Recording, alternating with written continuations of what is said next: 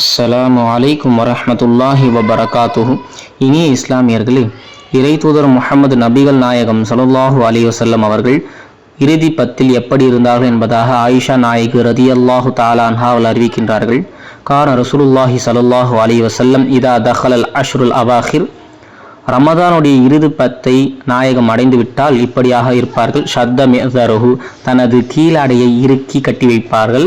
வாஹியா லைலஹு, தனது இரவை அவர்கள் இபாதத்துகளால் உயிர்ப்பிப்பார்கள். இதைத் தொடர்ந்து வைகத அஹ்லஹு, தனது குடும்பத்தார்களை அவர்கள் கண் விழிக்க செய்வார்கள், அதாவது எழுப்பி விடுவார்கள் என்பதாக நாயகி ரதியல்லாஹு தஆலா அன்ஹா அறிவிக்கின்றார்கள். ஆகையால் நாமும் இந்த ரமதானில், அதுவும் குறிப்பாக இந்த கடைசி பத்தில் கண் விழித்து இந்த ரமதானின் இறுதி பத்தை இபாதத்துகளால் அலங்கரிக்கும் பாக்கியத்தை அல்லாஹ் தஆலா நம் அனைவருக்கும் அருள்வானாக. ஆமீன். அஸ்ஸலாமு அலைக்கும் வரஹ்மத்துல்லாஹி வபரகாத்துஹு.